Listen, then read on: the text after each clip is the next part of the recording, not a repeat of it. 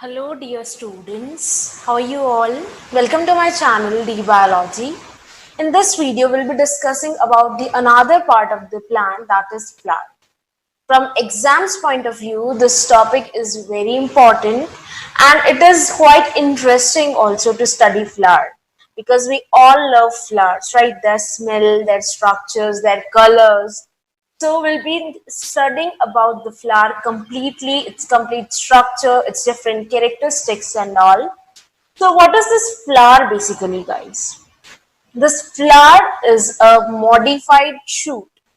The flower is what? The flower is modified shoot. It will have the nodes and internodes present on it. So it forms one important point which is asked in the exams also. Flower is a modified. I'll show you by a diagram that why do we call it as a modified shoot. So guys, what is the characteristic of a shoot? The characteristic of a shoot is presence of nodes and internodes. So here also the flower, the part of the flower where the different parts will be arranged, it will have nodes and internodes present on it. On those particular nodes, only different parts of the flower will be grown. The space between the two nodes will be known as internodes, and internodes are very small in size. These internodes, I have drawn them large, but they are very small in size that we cannot see the distance or the difference between the two parts of the flower.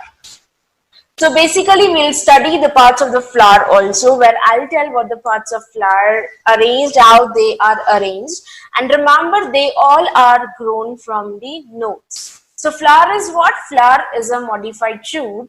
When the plant is ready for reproduction, means when it has attained a certain age, it has attained the maturity, it will start flowering, and production of flower signifies its reproductive maturity.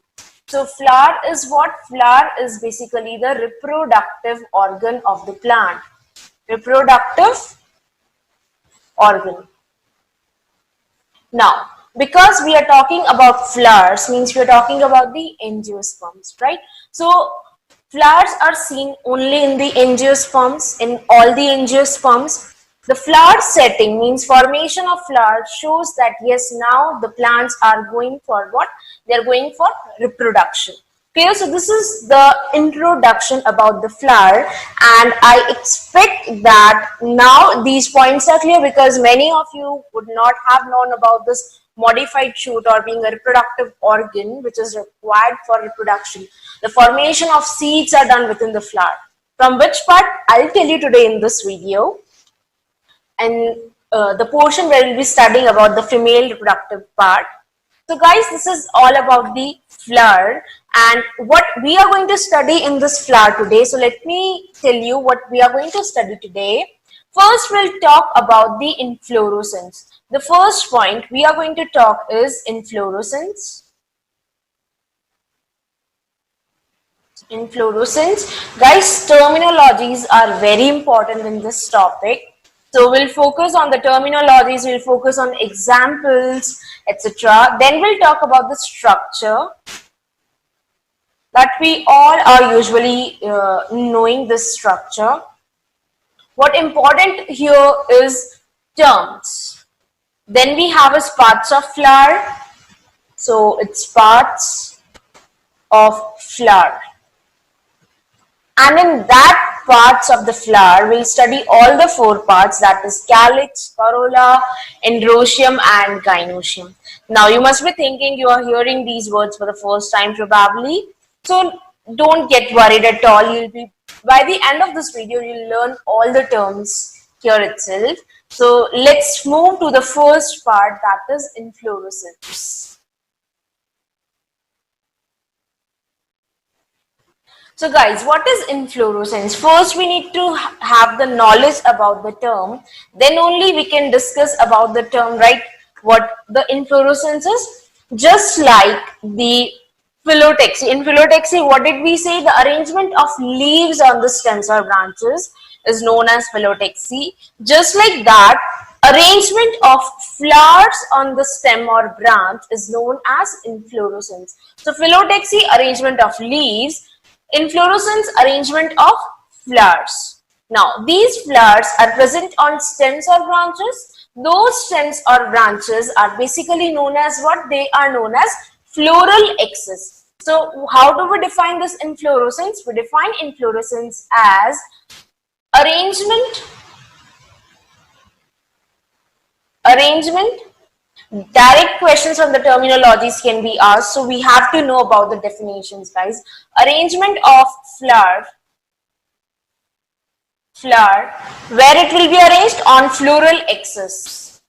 On floral axis. This floral axis is what? This floral axis is basically the branch or stem on which the flowers are arranged. Okay, now on the basis of inflorescence, like the arrangements, we have two kinds of inflorescence. One is racemose and another one is cymose. Nothing tough is there in these inflorescence. What you need to remember is just three terms. Inflorescence, now it is clear, no doubt. Then we have is racemose. So let's discuss about the first term, that is racemose. In case of racemose, what will be there? First we'll draw the stem or the branch like this, right? Okay, wait. I'll draw it straight. Okay, now this is what? This is the branch or the stem where the flowers are supposed to be produced. Now, what happens over here, guys? The tip of the branch or stem, it grows continuously. It does not terminate into flowers. The flowers are produced like this on the base itself. So the oldest flower will be present at the base. These are the oldest ones. Then the new flowers will be produced as we move to the upper side. And the topmost part will have the youngest flowers of all. And the stem, the stem or the branch tip is not terminating into flower. It will keep on growing. For example, let's say again here also flowers are produced. Means these are what? These are the youngest flowers. And what are the oldest flowers? These will be the oldest flowers. Then the shoot tip will grow further and will produce more flowers. It is going to grow further like this. It will keep on growing. Means it is not terminating into flower. It will keep on growing, producing the space for new flowers. So when the old flowers are formed on the base and young flowers are formed on the upper side, such an order of floral formation is known as acropetal order. So this is another term which you need to remember, acropetal. Acropetal order, where the oldest flowers are present on the base and the youngest ones are present on the top. Here the stem has what? Stem has unlimited growth. Unlimited. Look, questions are asked on the basis of differences also, their general characters also. So we are going to discuss with differences even. So you will not get confused between the two. So unlimited growth of the stem will be seen in case of racemose. Coming to the next one, we have the second type of inflorescence. What was the name? Cymose. So they have similar rhyme. It won't be tough for you to learn, right? So coming to cymose, again we have the stem or a branch.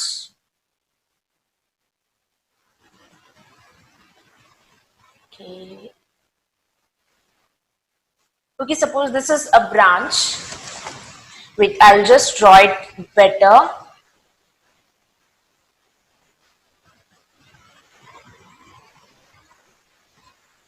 Okay.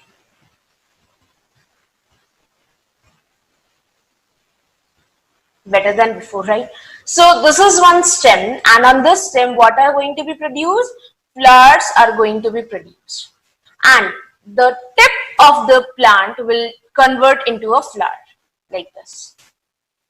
Now new flowers will be formed on this side, here and here, and further branching of these flowers will be done like this.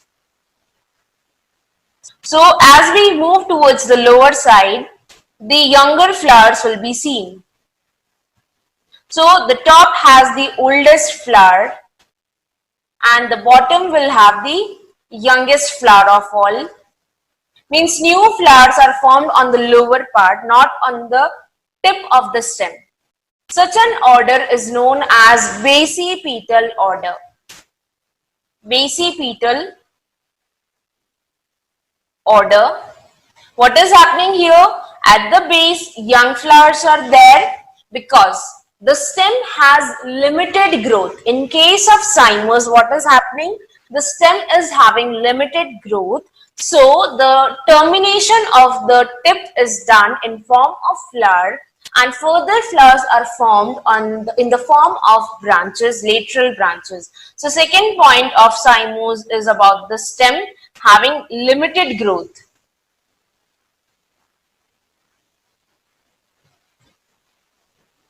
Limited growth. Clear? So this is about the inflorescence in general. Now we have got three special inflorescences from which direct example based questions are asked. So let's discuss those three types of special inflorescences also. So the first one we have got is Cythium. Cythium, Cythium. Now here what happens, it has one important characteristic from which questions are asked a number of times. In this kind of inflorescence, what happens? They have just one female flower. They have only one female in ratio with many male flowers. So inflorescence in which only one female flower is present with so many male flowers, such an inflorescence is known as Cythium, and this type of inflorescence is seen in the members of Euphorbiaceae family. Euphorbiaceae. We don't have to discuss about the family in detail, but here you need to remember about this family in the form of this kind of inflorescence.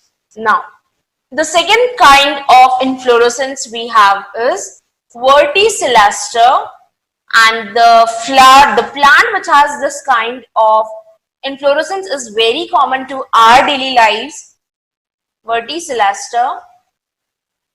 And when I'll tell you the example, you all will remember the example. Sorry, Verticilliaster. So this kind of inflorescence is seen in the members of Labiatae family. Of course, this Labiatae family is not familiar for you. So you will have to learn the name of this family. But I'll tell you a member of this family with whom you guys are familiar, and that is Ocimum, or we also call it as Tulsi. So yes, it has this kind of inflorescence. We don't have to discuss about the characteristics of this inflorescence. Just remember this Labiatae family which has this kind of inflorescence. Now we have got the third special inflorescence, that is Hypanthodium. Hypanthodium.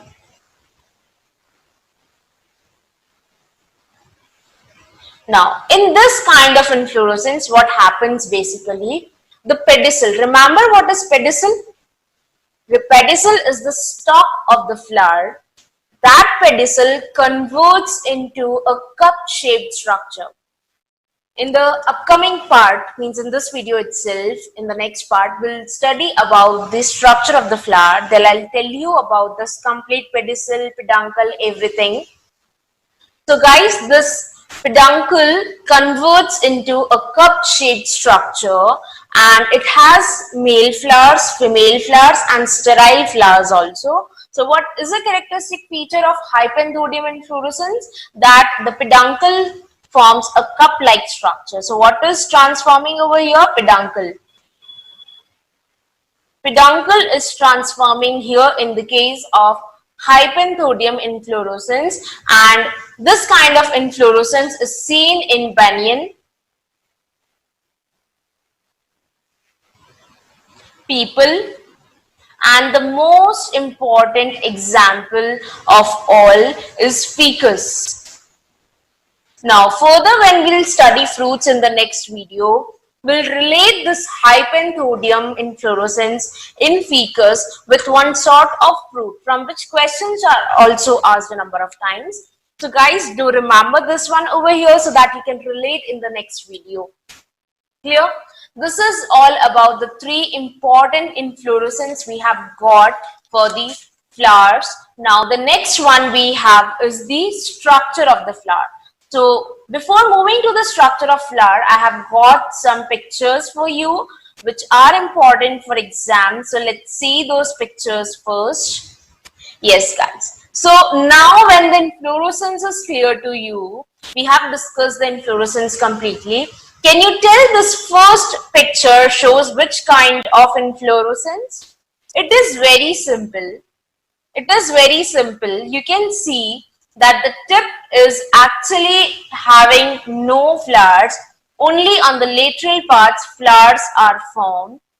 Such kind of inflorescence is known as racemose. The second picture is much easier as compared to the first one. For first one, you'll have to give a little thoughts, but for the second one, you don't have to give any thought. The main branch is terminating into a flower. Such kind of inflorescence will be always cymose inflorescence. Cymose inflorescence. So you won't have to learn anything. Just look the arrangement and you will get your answer definitely. So here we are done with the first part of this topic, that is the inflorescence. Now we'll start the second part, which is very easy, the easiest of all, that is structure guys. So guys, for structure, what we have to draw, first we'll draw the main stem or the branch on which the flower is supposed to be produced. Now, we have got two terms. One is pedicel and another one is peduncle. So, usually the students do get confused between these two terms, but now you will not get confused between the two. Peduncle is the main branch or the main stalk which bears the flowers. It can have the branches which will further bear the flowers. Whereas pedicel is a small, we can say the stalk which has the flowers directly.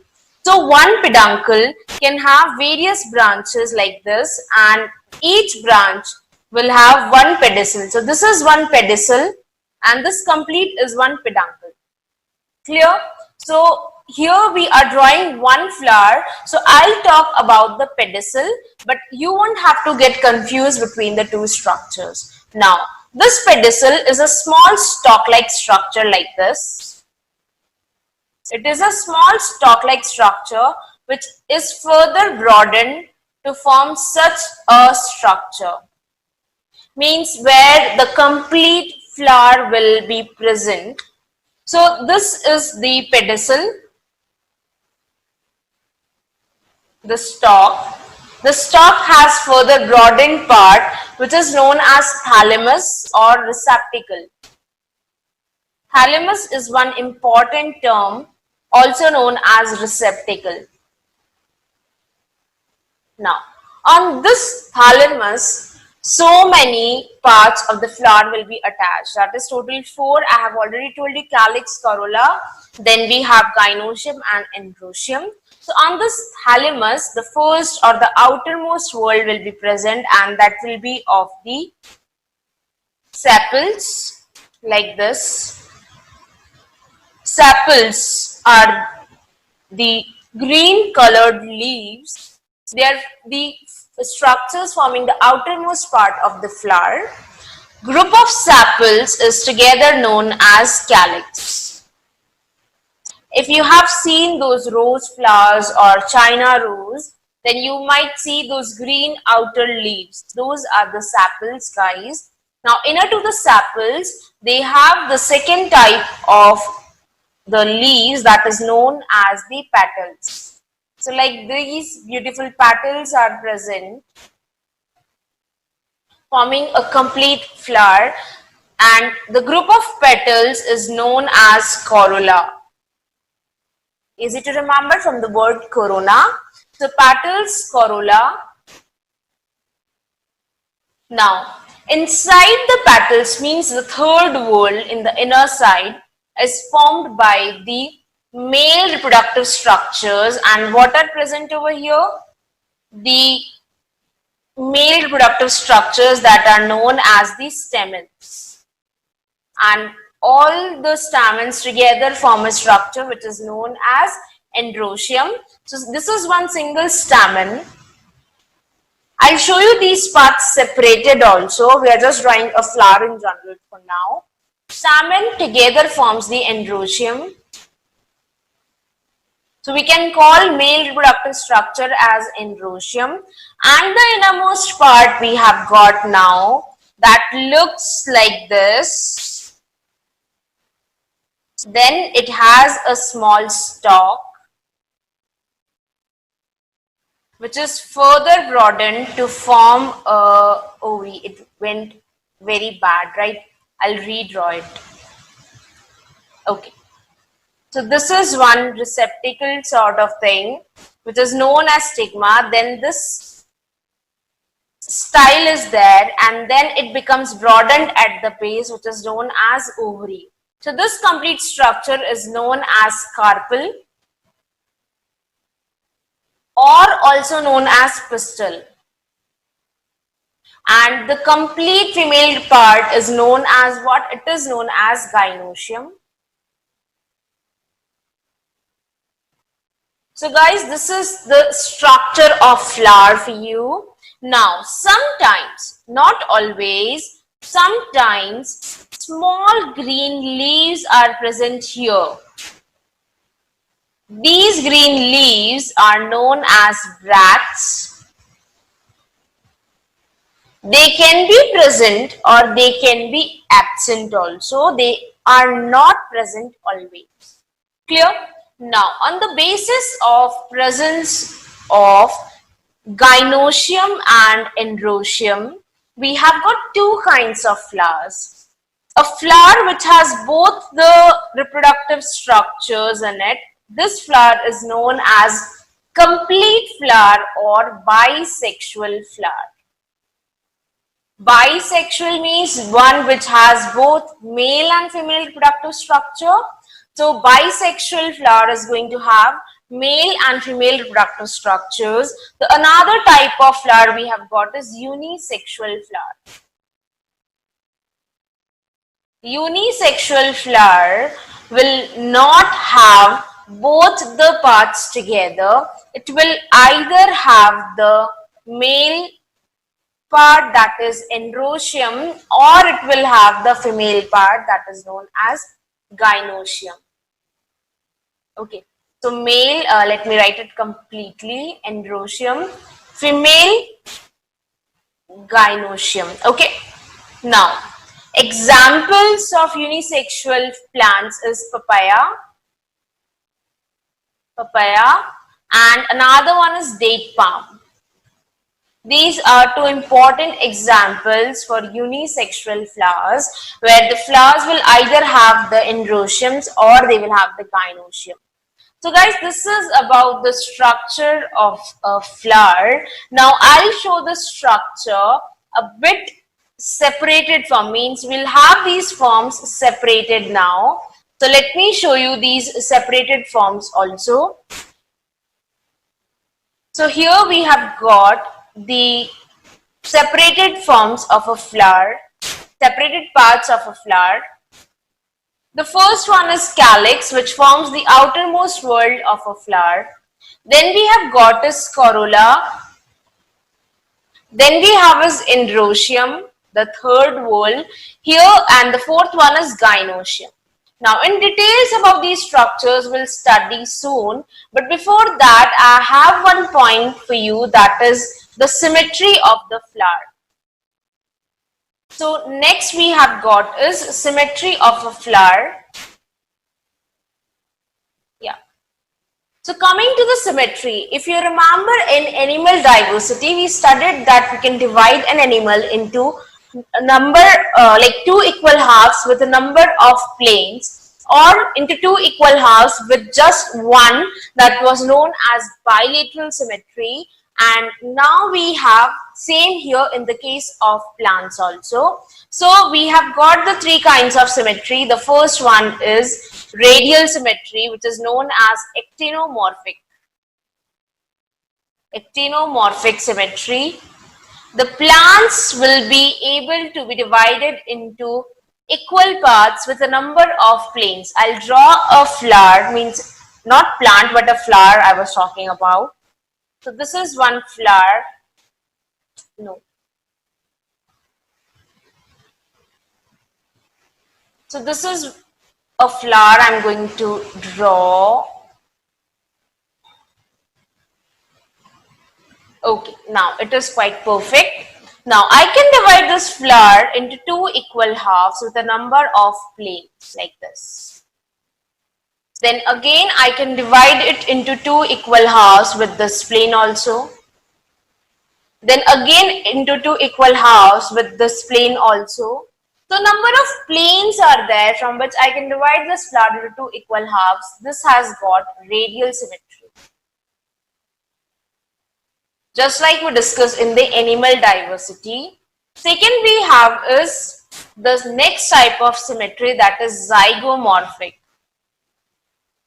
Zygomorphic, where a flower can be divided into two equal halves with just one plane. And these flowers are said to have the bilateral symmetry. Bilateral symmetry. Then we have the third type of symmetry, where the flowers cannot be divided into two equal halves with any plane, and those flowers are known as asymmetric. Now, what important here is the examples of these three types of symmetries. So coming to the first type, that is actinomorphic symmetry, we have three examples, that is mustard. Second example is chili.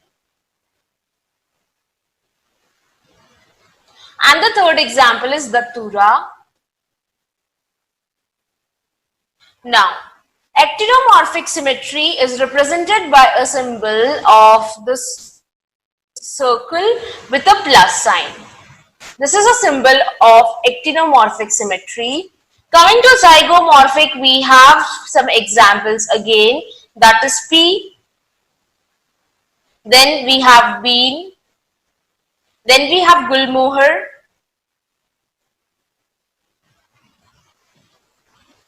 and then we have a cassia.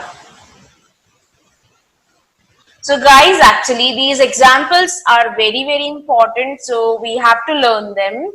Bilateral symmetry or the zygomorphic condition is represented by a sign of percentage like this. Clear? Coming to asymmetric, we just have just one example, and that example is also very easy, that is Kana.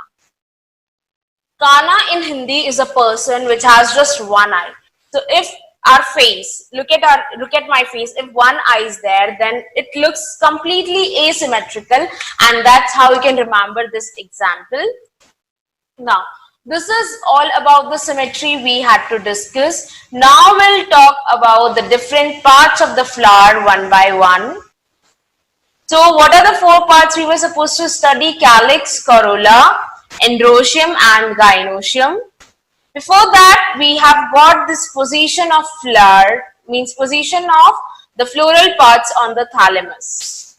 So on the basis of the positions, we have got three types of flowers. One is hypogynous, second is epigynous, and third one is perigynous. So coming to the first one, first picture, Very easy to remember. Examples are important. This is the gynoecium or female ovary. This is the ovary. I'll change the color because the diagram itself has this green color. So I'll take this blue color for this one. Yes, so this is ovary. The ovary, as you can see, is present above all the other parts of a flower. Right? Because the ovary is present above all the parts of the flower, this ovary is said to be superior ovary. Superior ovary. And the position of the flower, floral parts, on that basis, the flower is known as hypogynous flower. Hypogynous flower. Now, apart from these terms, what is important is the examples. So, we have three examples to remember. One is mustard. The first example is mustard. Second one is China rose.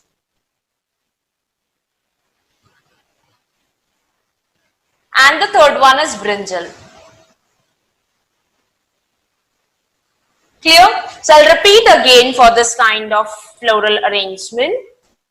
Thalamus is there. On that thalamus, the superior most, on the uppermost part, ovary is present, and the rest parts like the stamens, then the calyx, corolla, they are present below the ovary on the thalamus. Such kind of ovary is known as superior ovary, and the arrangement of floral parts is known as hypogynous arrangement. Then we have the second type of arrangement where you can see this is complete thalamus, and the stamens, calyx and corolla, they are present on the upper part as compared to the ovary. This is ovary, and the ovary is present below the other parts of the plants. Such kind of arrangement is known as epigynous. Epigynous flowers with inferior ovary. With inferior ovary, and the examples we have is guava,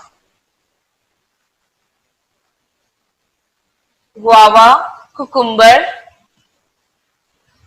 Cucumber is khira. Then we have is ray florets of sunflower. Ray florets of sunflower. Okay, two types of flower are there, ray florets and disc florets in case of sunflower. Here the ray florets of sunflower will have this kind of arrangement. Coming to the next part, the lower diagrams. Here what you see, the ovary is present on the mid of the other floral parts. Means the other floral parts are attached over here, and here itself we have the ovary. Same here also, the parts are attached here and the ovary is present somewhere in the middle. So ovary is neither superior nor inferior completely, and such kind of flowers are known as perigynous flower. Perigynous. I'll change the color.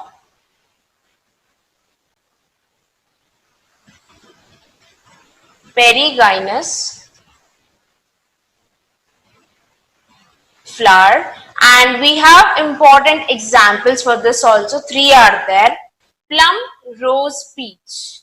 What are the examples? Plum, rose, peach.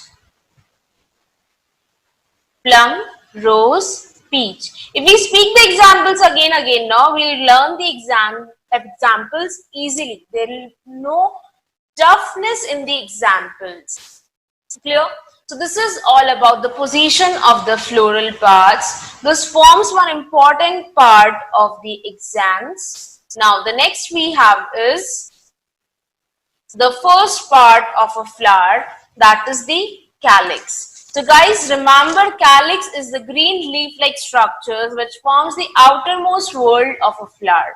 Now these calyx, the units are what? The unit of a calyx is known as the sepals. So first point is, unit is what? Unit is sepals. Now, these sepals present in one calyx can be separated from each other or they can be joined with each other. So on that basis, we have got two terms, that is either the sepals are separated from each other, or the sepals are joined with each other, or what is the second possibility? The sepals are joined or attached with each other. So let's say these are the sepals, means this is one thalamus, and on this thalamus we have got some sepals present, and all the sepals are present separately on this thalamus. I have got 4 sepals and my 4 sepals are present separately on the thalamus. Such a condition where the sepals are separated is known as polysepalous condition. Poly means separated, so polysepalous condition is there. Similarly, if the thalamus is there, this is thalamus, and on this thalamus the sepals are present attached with each other. All the sepals will remain attached with each other and will form a single structure over the thalamus. Such a structure is known as gamosepalous condition, where all the sepals are attached with each other. Such a condition is known as gamosepalous condition. So terminologies are very important for you to remember. Similarly, we have the second part of the flower, that is the corolla, and the name is similar to corona. So as I told you, you can easily learn that corolla term, of course, as corona is in mind of every one of us. Now, this corolla forms the second whorl of a flower. We count the whorls from outer side. So the outer most one was calyx, inner to calyx is corolla. The unit of corolla is what? Unit of corolla is petals. Unit of corolla is what? Unit of corolla is petals. Petals are usually colorful. For example, if we talk about the rose flower, then those red colored leaves are actually the petals. Outside them, the green colored small leaves are there. They are the sepals. Clear? So petals can be 1 or 2 or many in number, as we see in the rose flower.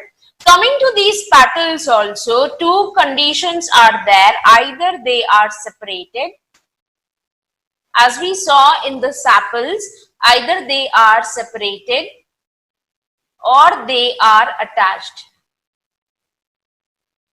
Same terms are here also. Just in case of petals, we have got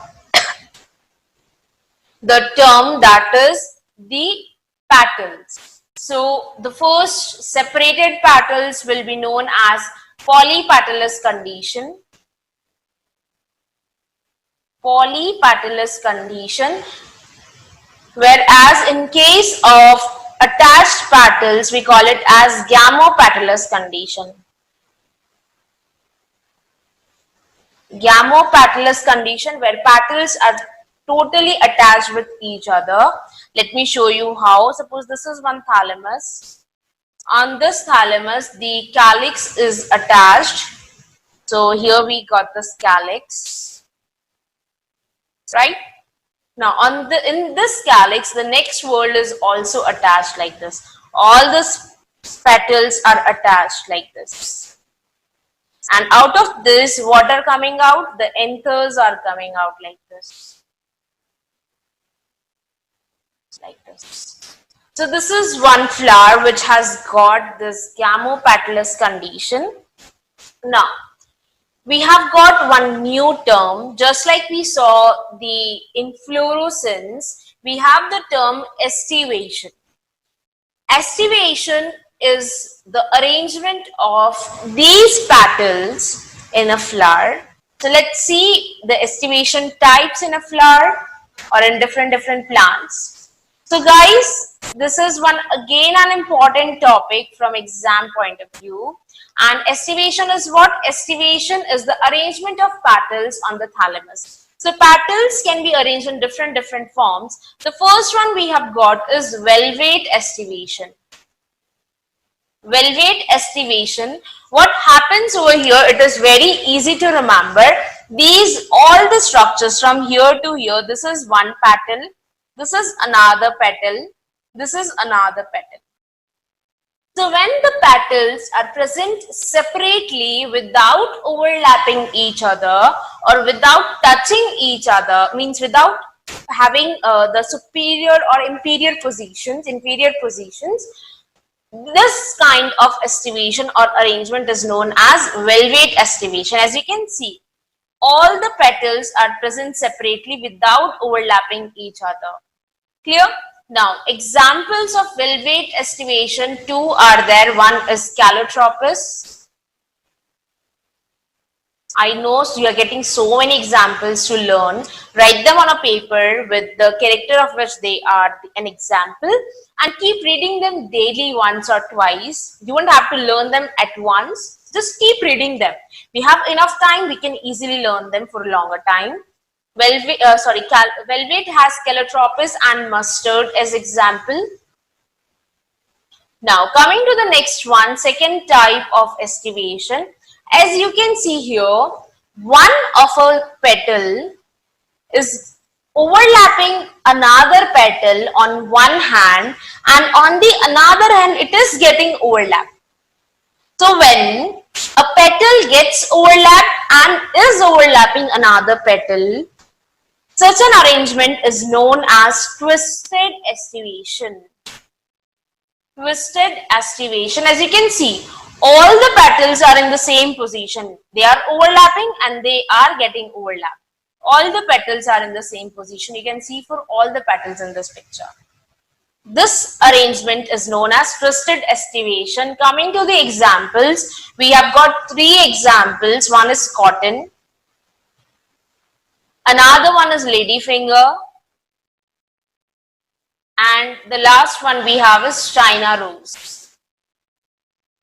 So these are basically belonging to the Malvaceae family. So twisted estivation is a characteristic feature of Malvaceae family. We'll study families also and you won't have to get afraid of families at all. I'll tell you what you are supposed to learn and what you are supposed to ignore in the families, okay? So in the upcoming videos, we'll be discussing the families also. Coming to the next kind of estivation, that is number 3. Here, arrangement is quite different. Okay, now how we are supposed to learn? One completely inside, then it is getting overlapped by another, means petals which are overlapping and getting overlapped, but on its opposite side there is one petal which is overlapping the other two. So one is getting completely overlapped and another one is overlapping others completely, means on both the sides. Such an arrangement is known as the imbricate estivation. It's not tough, even though students do get scared of this kind of estivation, but it is very easy to remember. What you need to look is one completely getting overlapped, another one overlapping on both the ends, the petals on both the sides. Rest you won't have to look also. Coming to the examples of imbricate estivation, one is Gulmohar. Another one is Cassia. So Gulmohar and Cassia, we have already seen the examples. Here also they are present. Then we have got the last kind of estivation, which is very different, special kind of estivation. First, I'll tell you the name of the estivation, then I'll discuss about this estivation. So this is an estivation which is known as vexillary estivation. Here in this kind of estivation, what happens? The size of petals are different. the longest petal which is present on the outermost part, this is the posterior one. This is what? This is a posterior petal. This is the posterior petal, and this petal is the largest petals of all the petals present. It is known as standard. It is known as standard, and another name is also given, that is vexillum. Another name given to this structure is vexillum. Hence the kind of estivation is vexillary estivation. Then inside, on the lateral sides, we have two petals present. This is one and this one is another. They are the lateral petals known as wings. And on the innermost part, we have two petals attached with each other. These petals are known as keel or carina. Now, the carina does not start with K. Okay, so here the point from which the questions was asked and which was making the students confused was this posterior position. In the question, they asked to find, yes, I'm talking about one of the questions asked in the NEET exam. They gave about the vexillary estivation and they asked which one is incorrect one. And they said interior petal or on the anterior position, standard or vexillum is present. No. On the posterior one, the largest part is present. So this is the important point in this complete estimation. Now coming to the examples, simple examples are there. Two are there, you need to remember, P and another one is beam. So this is all about the estimation we have, guys. Now coming to the third part of a flower. So guys, androecium is the third whorl of a flower, which is actually the male reproductive structure. So let's see how this androecium is. So guys, this androecium has the units in the form of stamens, and I'll show you how they look. So this is one stamen we have got. Now, a stamen is composed of two parts. The upper one means this structure is known as the anther, which will have the pollen grains, and the stalk-like structure is actually the filament. Okay, so further we'll be talking about this anthers and filaments also. So I want you to be clear with these terms. Anther is the topmost part where the pollen grains are supposed to be present. These are usually bilobed structures like this. They are bilobed. That's why I also drew these two structures. So this is one lobe, this is second lobe. So these are bilobed structures which have a stalk-like structure which is known as filament. Now, here what is there, some terms are there which also you need to remember, that is proximal part and distal part. One is proximal. Actually these terms shows the positions and they are asked in the exams. One is proximal, another one is distal. Now, distal says distance is there, right? Distance means it is far. Whereas coming to proximal, it shows that it is past to something, it is close to something. So this is the proximal part of the filament which is attached to the anther, and the distal part is present here, which is actually present at some distance, or it is far present. Now, next we have got is some more terms, that is the epipetalous condition. Nothing tough is there, guys, nothing tough. Epipetalous condition. Petals, of course, we are talking about the corolla members, and we are talking about the androeciums only. It means what? And the stamens and the petals together, if they are present, we call the situation as epipetalous condition. Let's say this is one petal present on a flower, and the stamen will be attached to this particular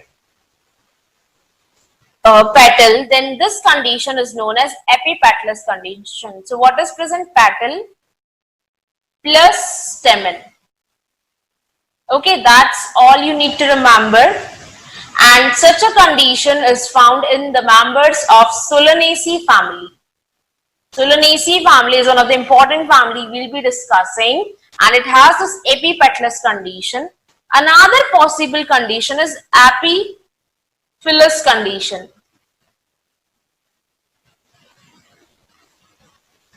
Also known as epitaplous condition, but we usually get to see epiphyllous condition. Of course, we will have stamen present, and this stamen will be attached to a structure that is known as tepals. What are these tepals? Very simple. In some flowers like lily or the members of Liliaceae family like aloe vera, onions, what happens? The sepals and petals, they are not differentiated. We cannot distinguish between the two structures, and then we give another term, that is tepal. So tepal is a combination or undifferentiated form of sepals and petals. Now, group or combination of tepals is basically known as perianth.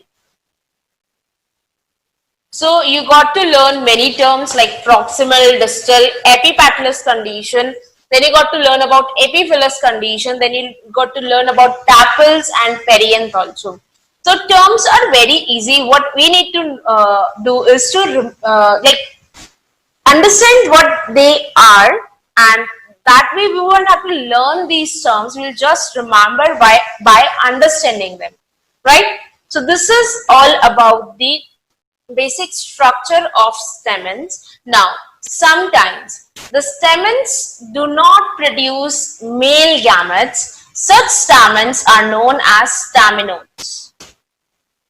Staminodes, the stamens which are sterile, they do not produce male gametes. So staminodes are sterile stamens.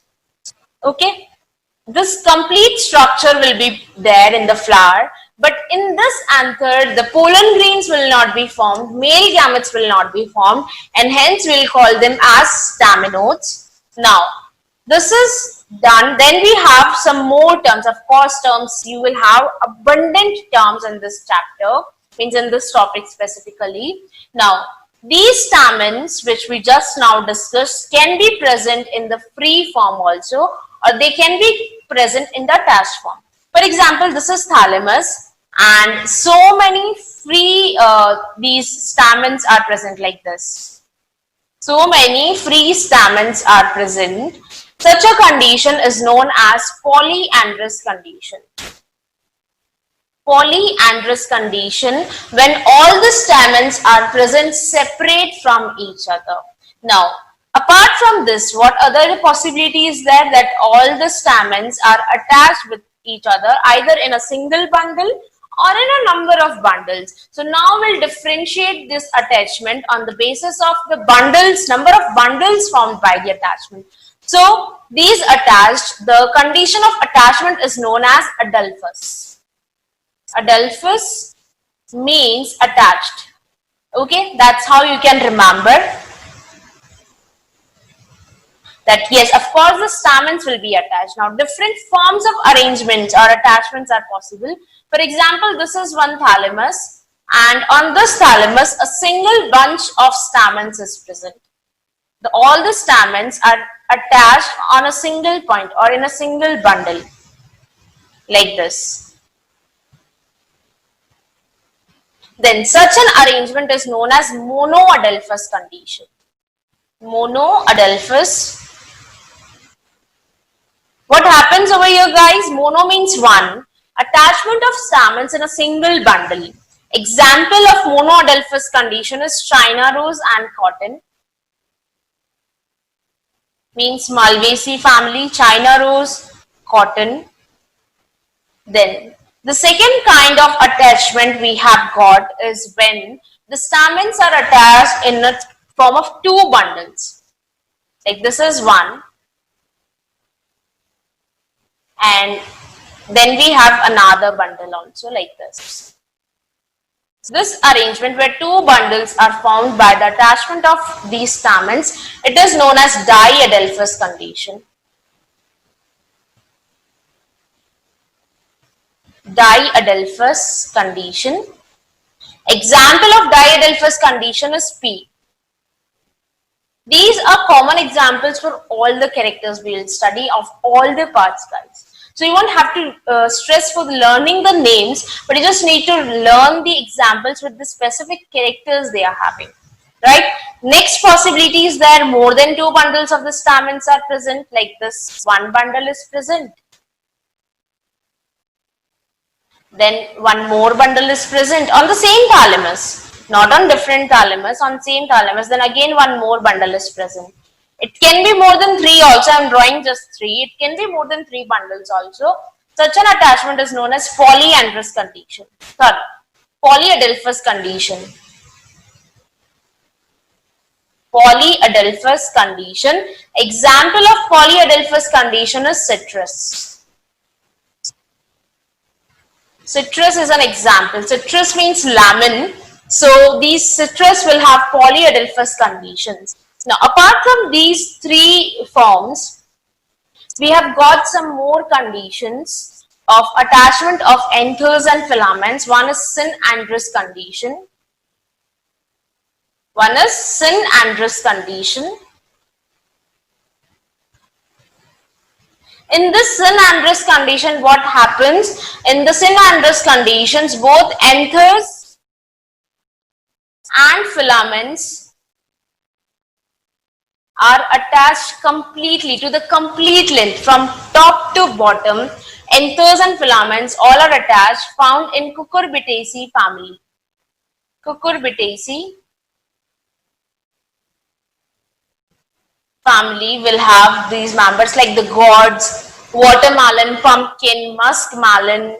These all are going to have such kind of arrangement. Coming to the next term is syngenesis condition. In case of syngenesis conditions, guys, what happens? Only anthers are attached. I'll show you. These are the anthers, the bilobed structures. So many anthers are attached, but their filaments are separated. The filaments are not attached with each other. Such an arrangement is seen in the members of Compositae family like sunflower. Compositae family. Clear? So this is the arrangement. Now, the length of the stamens can also be different. It can be like in the form of two. Some are long, some are small. And the difference in the length of the stamens is seen in two plants. One is salvia. And another one is mustard. So difference in the length of the stamens is seen in these plants, and this is all about the androecium we have to discuss. Now we'll discuss about the innermost part of a flower, that is the gynoecium, guys. So gynoecium is the female reproductive part of a flower, and now let's see, just a minute. Yeah. So now let's see, this gynoecium is made up of what parts? First of all, like we saw for the stamen, the unit of gynoecium is the carpel or pistil, which is further formed of three parts. So the uppermost part, which is actually just a receptor sort of thing, it is known as stigma. The stigma receives the pollen grains, and then the stigma has this tube-like structure, which actually gives the path to the pollen tube, and this is known as style. And now the basal part is completely swollen, and this swollen basal part is known as ovary. What it is known as? It is known as ovary. This ovary is present on the thalamus like this. It is present on the thalamus like this. Okay. So this is what? This is thalamus. Now, before discussing, this is one complete carpel, right? Now, this ovary will have few more parts in it, which are important for formation of seed. So here itself, I'm going to tell you some key points. First is this ovary, when the fertilization is done, when the ripening or the fertilization of ovary is done, ovary converts into fruit. Clear? The ovary is converting into what? Ovary is converting into fruit. Inside the ovary, a structure is present which is known as ovule. What it is known as? It is known as ovule, and this ovule is going to have the female egg cell. The ovule will form the seed which will have embryo present in it. Clear? Now this ovule is attached to the base by help of a stalk which is known as what? This stalk is known as funicle. We'll discuss these structures further also in the 12th portion, second chapter. But here I'm giving you the general knowledge about this thing, so that time the structure will not be new for you guys. So this is funicle, the small stalk-shaped structure. Now the point of attachment of funicle on the thalamus, this one is known as placenta. This is placenta.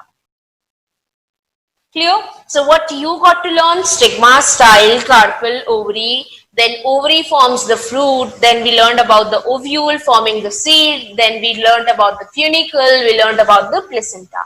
Placenta will give the nutrition to the developing egg, female egg, and the different cells present in the ovule. So this is all about a single carpel, guys. Now some important characters are also there which we are going to discuss. Like these carpels, just like the stamens, they can be separately present also, or they can be fused with each other. So we'll discuss about such important characters of the carpels or the gynoecium now. So guys, just like the stamens, these ovaries or these carpels can be also completely separated, or they can be attached with each other. So when separated, like these carpels, so many carpels are there in one gynoecium, we call it as multicarpellary. Multicarpellary. Because if one carpel is there, then we will not say that the carpels are attached, right? So we'll talk about the attachments only in case of multicarpellary flowers, because then only the attachment of the carpels is possible. So carpels can be one also or more than one also. If they are one, we call them as monocarpellary, and if they are present more than one, we call them as multicarpellary. Now, this multicarpellary can also be of two kinds. Either they are attached or separated. If they are separated, now the term is a bit different. They are known as apocarpous. Apocarpous, where the carpels are separated. Suppose this is one thalamus. So, all the ovaries will be separated like this. All the carpels will be separated like this. And this condition is known as apocarpous condition. Another one is syncarpous condition. Syncarpous condition, where ovaries can be attached completely or they can be attached partially. Now, if they are attached completely, they will form a single locule, a single chamber, which we call as monolocular. Monolocular, where so many stigmas will together form a single ovary like this. And another type is multilocular. Multilocular. Here in case of multilocular ovary, chambers will be present in case of this ovary. This one was monolocular or unilocular. And in case of multilocular, the ovary will have certain chambers present in it. Like this, it will have chambers in it. Clear? So if you will see the transverse section of the ovary in multilocular, you will see certain sections in which the ovary is completely divided.